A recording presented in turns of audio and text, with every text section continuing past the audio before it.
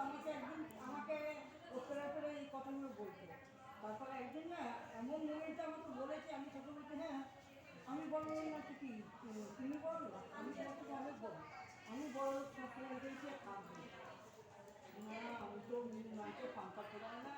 আমি কি হ্যাঁ যারা মানে একটু নিচু লোক